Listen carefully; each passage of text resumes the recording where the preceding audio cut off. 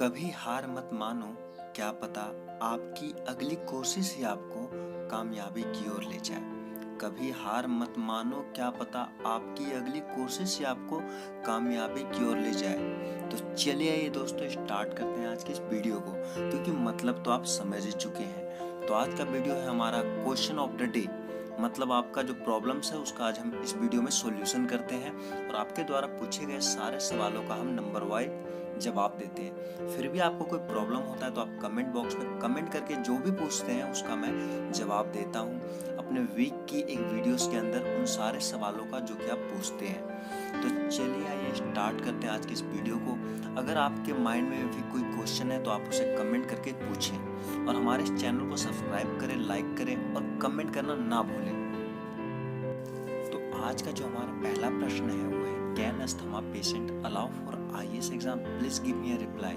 तो यह है सोनी कुमार जी का पिछले वीक ही कमेंट आया है, तो मैं इसका जवाब देना चाहूँगा। बिल्कुल, देखिए IAS के अंदर ऐसा कोई भी रिक्वायरमेंट नहीं है जिसमें कि अस्थमा की प्रॉब्लम की वजह से आपको अनक्वालिफाई किया जाएगा। वैसे भी IAS के अंदर तो कोई एक मेडिकल टेस्ट तो है ही नहीं, तो उस प्रॉब्लम को आप टेंशन मत लीजिए और अपने एग्जाम की प्रिपरेशन जरूर करें। ओके, नेक्स्ट क्वेश्चन है हमारा, सर IAS के लिए कितना हाइट और वेट रहना चाहिए। देखिए मैं फिर कह रहा हूँ कि IAS के लिए कोई भी हाइट और वेट की रिक्वायरमेंट बिल्कुल भी नहीं है। वाइट और जो हाइट की जो रिक्वायरमेंट है वो ओनली फॉर IPS के लिए, सो आप प्रिपरेशन कर सकते हैं। अगले प्रश्न की ओर चलते हैं। तो अगला प्रश्न है, सर मेरा राइट हैंड टूटा हुआ है, क्या मैं IPS की तैयारी कर सकता हूँ, प्लीज गिव मी आंसर। देखिए आपने क्वेश्चन किया है तो जरूर है, मैं इसका रिप्लाई भी दूंगा, बट आपने ये नहीं बताया कि जो आपके राइट हैंड टूटा हुआ है क्या वो बेटर है, क्या वो प्रॉपर तरीके से अगर जुड़ गया है तो आपको भी कोई प्रॉब्लम नहीं है और बिल्कुल आप उसके लिए क्वालिफाई हो जाएंगे। लेकिन अगर किसी वजह से वो किसी तरह नहीं जुड़ पाया या फिर टेढ़ा जुड़ गया तो देखिए मुझे कहना पड़ेगा कि आप इसके लिए अनक्वालिफाई कर दिए जाएंगे। इसकी मैंने स्पेशल वीडियो बनाया हुआ है IPS के ऊपर, तो आप उस वीडियो को मेरी जाके देख सकते हैं। ओके, तो अगले प्रश्न को देखते हैं। तो अगला प्रश्न जो है हमारा वो है, कृष्णा कुमार जी ने पूछा है, sir math and science BHI please reply. तो देखिए,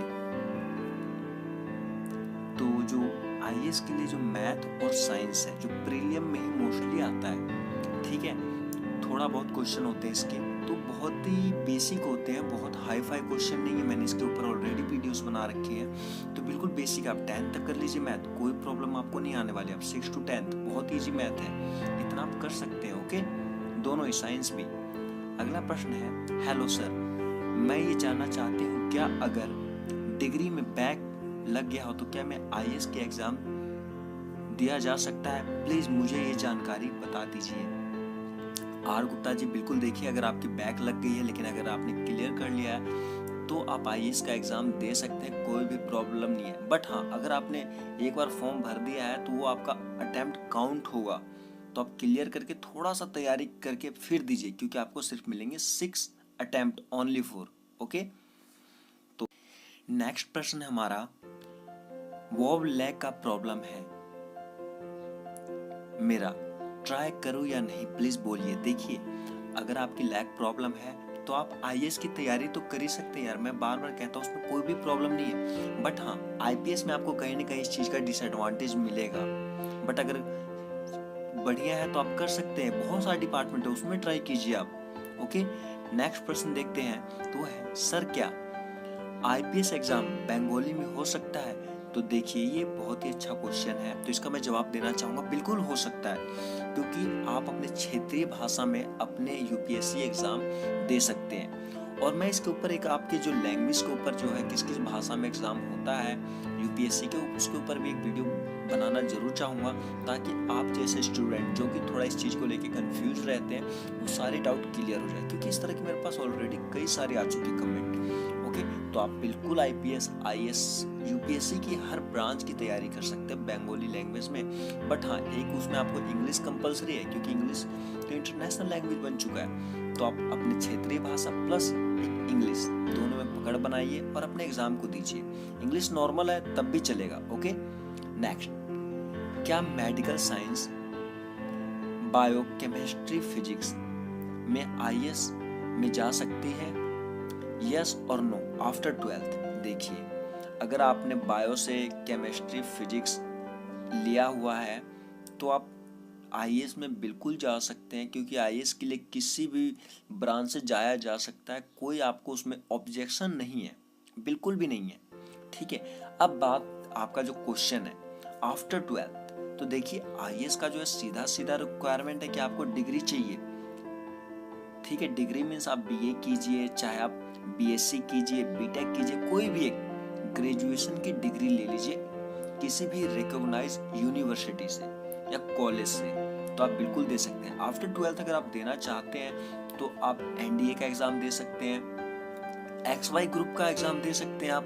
तो ये सारी जो अपॉर्चुनिटी है ये आपके यूपीएससी के लिए है, जैसे स्पेशली एनडीए है हमारा, बट XY ग्रुप में भी आप देके अपने जो टारगेट है उसको अचीव कर सकते हैं। ओके, तो नेक्स्ट प्रश्न है हमारा समीर ठाकुर जी का है। भाई मैं अभी 9th क्लास में हूँ, प्लीज मुझे कुछ बताओ मैं क्या करूँ, सीबीएसई में हूँ। देखिए अगर आप सीबीएसई में है, 9th क्लास में और आपका सपना यूपीएससी है, तो मैं बोलूँगा बिल्कुल बहुत ही सही समय पर क्वेश्चन पूछा है।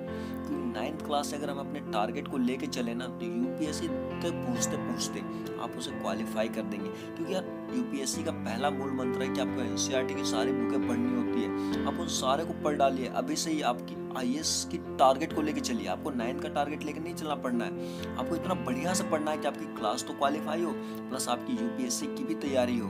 ओके, सो नेक्स्ट प्रश्न आज का देखते हैं, तो वो है सर मैं आईएएस की तैयारी कर रही हूँ लेकिन मेरे पैर का घुटना और फ्लैट पैर है, तो क्या मैं इसकी तैयारी कर सकता हूँ। आकाश कुमार देखिए बिल्कुल आप कर सकते हैं। आईएएस में आपका फ्लैट पैर है या फिर कुछ भी है, पैर है भी नहीं तो कोई मैटर नहीं है, आप आईएएस की एग्जाम का तैयारी कर सकते हैं बिना किसी दिक्कत, बिना किसी टेंशन के। Okay, so wish you all the best. Next प्रश्न देखते हैं, तो अगला प्रश्न जो है हमारा वो है सौरभ रॉय। सर मुझे ब्रीथिंग प्रॉब्लम है, क्या मैं आईएएस के लिए तैयारी कर सकता हूँ। देखिए भाई मैं बार बार एक ही बात कहता हूँ, आईएएस के लिए आप तैयारी कर सकते हैं, इसके लिए आपको कोई भी मेडिकल टेस्ट नहीं देना, बहुत ही हल्का होता है। तो आप इसकी बिना कमेंट किए और औरों को बताएं कि ऐसा कोई मेडिकल टेस्ट नहीं है आईएएस में, only for IPS. Okay, next है सर मेरा नाम पवन है, मेरे कान का पर्दा में छेद है, मैं आईएएस या आईपीएस की तैयारी कर सकता हूँ सर, प्लीज रिप्लाई कीजिए। देखिए अगर आपके कान के पर्दे में छेद है या फिर आपको कम सुनाई देता है, XYZ जो भी प्रॉब्लम है, तो आप आईएएस की तैयारी कर सकते हैं, क्योंकि कान के लिए आजकल बहुत सारी मशीनें जिसे आप सुन सकते हैं। ओके, तो आपको इस चीज़ की प्रॉब्लम नहीं क्रिएट होगी मेडिकल में आगे जाके। बट हाँ, आईपीएस के लिए ये कहीं ना कहीं आपके लिए डिसएडवांटेज प्रॉब्लम क्रिएट हो सकती है फिजिकल में, ओके, या मेडिकल में भी। तो उसके सिवाय भी आपके सामने रेलवे जैसी और बहुत सारी यार अपॉर्चुनिटी है, आप उसमें ट्राई कीजिए ना, कोई दिक्कत नहीं है। बाकी आईएएस है आपके सामने, तो आप हार मत मानिए और आगे बढ़ते रहिए, क्योंकि आपकी जज्बा जो है ना बहुत ही महान और बहुत ही बड़ा है। तो आप उससे रुकना मत, डरना मत और पीछे मत हटना, आगे चलना है आपको। ओके, सो अगर अभी भी आपके माइंड में डाउट है तो आप कमेंट करके जरूर पूछ। नेक्स्ट प्रश्न है हमारा, सर इंस्पेक्टर की भर्ती में मेडिकल होता है क्या। आंसर मी सर, देखिए सुनील जी मैं आपको बिल्कुल बताना चाहूँगा कि देखिए इंस्पेक्टर की जो भर्ती है उसमें मेडिकल कंपलसरी है, मेडिकल उसमें होता है। क्यों? क्योंकि जो इंस्पेक्टर है वो डिफेंस लाइन है, उसका काम है कि पुलिस चोर को पकड़ना, कोई मर्डर केस है या फिर कोई भी सस्पेक्ट है उन सभी का देखना, मतलब अपने जो एरिया है, अपना जो राज्य है उसका सुरक्षा करना। सुरक्षा करने के लिए उसको फिजिकली फिट तो रहना पड़ेगा, इसके लिए उसको मेडिकल का टेस्ट भी देना पड़ता है, तो पुलिस में मेडिकल टेस्ट होता है। ओके, आई होप कि आपको आपके सवाल का जवाब मिल गया हो। फिर भी अगर आपके माइंड में कोई और सवाल है तो आप उसको दोबारा कमेंट करके मुझसे पूछ सकते हैं और मैं उसका जवाब बिल्कुल दूंगा, ताकि आपके माइंड में और कोई डाउट ना रहे। तो अगला प्रश्न देखते हैं, तो अगला प्रश्न है हमारा, सर मुझे दोनों आंखों से ब्लर दिखता है, तो क्या रोशनी कम है तो मैं आईएएस में मेडिकल टेस्ट में पास हो सकता हूँ। तो देखिए आईएएस में आंखों का टेस्ट होता है, लेकिन रोशनी कम है तब भी आपको उसमें अनक्वालिफाई नहीं किया जाएगा, आप उसे ज्वाइन कर सकते हैं। ठीक है, मुझे लगता है अब आपके सवालों का जवाब मिल चुका है। तो चलिए ये नेक्स्ट प्रश्न को देखते हैं। तो अगला प्रश्न है हमारा, thanks sir, IAS is my dream. I am BBA second year student. Sir IAS के लिए फॉर्म कब निकलता है? सर प्लीज क्लियर बता दीजिए। Thanks sir. देखिए, आप IAS की तैयारी करना चाहते हैं, BBA सेकेंड ईयर में है और आप IAS के लिए फॉर्म, तो IPS की जो आपकी IAS IPS की जो UPSC जो फॉर्म निकलती है आपकी सिविल सर्विस एग्जामिनेशन की, या आपकी जो जनवरी से फरवरी के बीच हर साल निकलता है। तो उस टाइम जो है आप इसकी फॉर्म फिल कर दें जब आप फाइनल में रहें, जब भी आप इसको फिल कर सकते हैं, कोई प्रॉब्लम नहीं है लास्ट में, ठीक है। तो और आप इसकी तैयारी भी कर सकते हैं बिना किसी टेंशन और प्रॉब्लम के, ओके। और आप BBA में हैं तो आपको इसके प्लस पॉइंट मिलेगी। आप अपने जो कुछ सब्जेक्ट हैं उसको अच्छे से तैयार करें ताकि बाद में आपके ऑप्शनल सब्जेक्ट में आपकी हेल्प करें एग्जाम में। तो ये थी आज की हमारी जो क्वेश्चन ऑफ द डे, जिसमें आपके द्वारा पूछे गए सारे सवालों का मैंने जवाब दिया। और अभी भी डाउट है आपके माइंड में कुछ भी, तो आप मुझसे कमेंट बॉक्स में कमेंट करके जरूर पूछ सकते हैं। So guys, thank you very much watching this video. Take care. जय हिंद, जय भारत।